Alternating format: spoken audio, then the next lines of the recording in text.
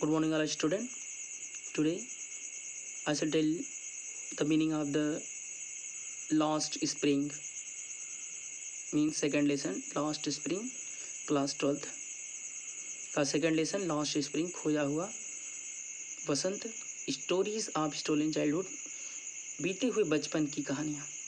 तो हम इस कहानी में अध्ययन करेंगे। तो इस अध्ययन हम बिना समय गंवाए चलते हैं सीधे पैसेज पे। समटाइम्स आई फाइंड ए रूपी इन द गार्बेज। समटाइम्स कभी कभार आई फाइंड ए मैं पा जाता हूँ, मुझे मिल जाता है ए रूपी 1 रुपये इन द गार्बेज कूड़ा करकट या कूड़ेदान में, कूड़ा कचरा। तो वो बच्चा कहता है समटाइम्स कभी कभार या कभी कभी मुझे कचरे में 1 रुपये मिल जाता है। Why do you do this? लेखिका यहाँ पर पूछती है, उससे क्वेश्चन करती है। वो जो लड़का है उसका नाम साहिब है, उस बच्चे से वो क्वेश्चन करती है, why do you do this? तुम ऐसा क्यों करते हो? आई आस्क साहिब, मैंने साहब से पूछा। Whom I encounter every morning scrounging for gold in the garbage dumps of my neighbourhood. Encounter मतलब जिससे मैं मिल जाती हूँ, देख लेती हूँ, एवरी मॉर्निंग प्रत्येक सुबह। स्क्राउंजिंग मिस हड़पना होता है, फॉर गोल्ड सोना, गार्बेज कूड़ा करकट या कचरा, डम्प्स मतलब ढेर, माई नेबरहुड अपने पड़ोस में। तो वो कहता है कि why do you do this? तुम ऐसा क्यों करते हो? आई आस्क साहिब, मैंने आस्क साहिब से पूछा। होम जिसे आई इनकाउंटर एवरी मॉर्निंग, जिसे मैं हर सुबह देख लेती हूँ या मिल जाती हूँ। Scrounging for gold in the garbage dumps of my neighbourhood, अपने पड़ोस के कचरे में सोना ढूंढते हुए मैं उससे प्रत्येक सुबह मिल जाती हूँ।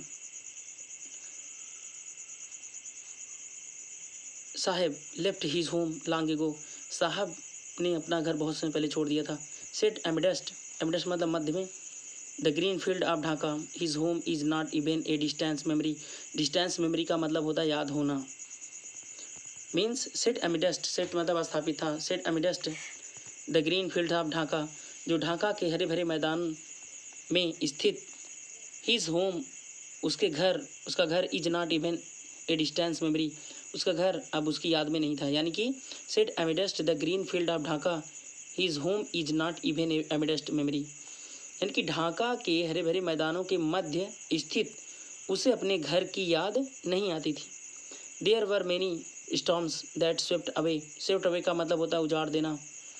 There fields and homes, there were many storms, कई तूफानें आई, that swept away their fields and homes, जिन्होंने उसके हरे भरे मैदानों तथा घरों को उजाड़ दिया। हिज मदर टेल्स हिम, उसकी माँ उससे बताती है, दैट इज़ वाई, यही कारण है, दे लेफ्ट, यही कारण है कि वो चले गए, looking for gold in the big city, यही कारण है कि वो सोने की तलाश में बड़े बड़े शहरों में चले गए। ही नाउ लिव्स, जहाँ वो अब रहते हैं। I have nothing else to do, he mutters looking away, looking मतलब दूर देखते हुए, दूसरी तरफ देखते हुए, मटर मतलब बुदबुदाते हुए, लुकिंग अवे, ही मटर्स लुकिंग अवे, दूसरी तरफ देखते हुए, वह बुदबुदाते हुए बोला कि ऐसा करने के अतिरिक्त उसके पास कुछ नहीं है। गो टू स्कूल आई से ग्लिबली, यहाँ पे लेखिका ने इस लाइन को कहा है ऐसे ग्लिबली, मैंने सहज भाव से कहा गो टू स्कूल, स्कूल जाओ। Realising immediately how hollow the advice must sound, how hollow the advice must sound का मतलब होता है सलाह में कोई दम नहीं होना।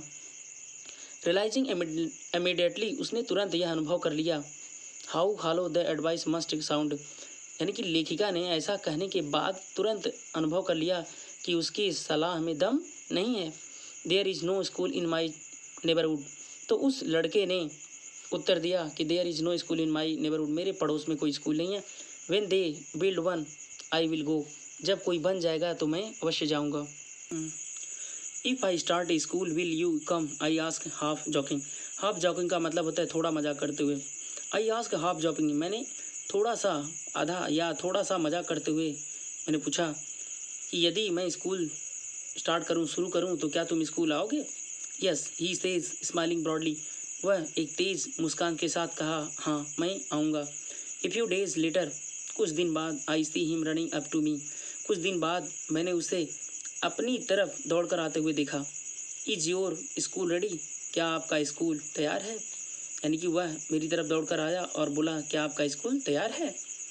It takes longer to build a school, यानी कि एक स्कूल बनाने में बहुत समय लगता है। आई से मैंने कहा embarrassed at having made a promise that was not meant, means कि मैंने कहा कि एक स्कूल बनाने में बहुत समय लगता है।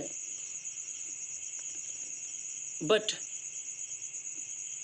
I say embarrassed at having made a promise that was not meant, और मैंने तुरंत महसूस किया, यानी कि मैंने ये किया कि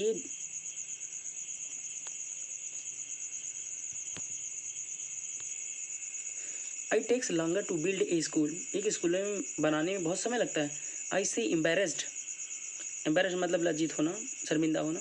आई say embarrassed at having made a promise that was not meant, यानी कि मैंने अपने झूठे वादे पर लज्जित होते हुए कहा। I takes longer to build a house a school, एक स्कूल बनाने में बहुत समय लगता है।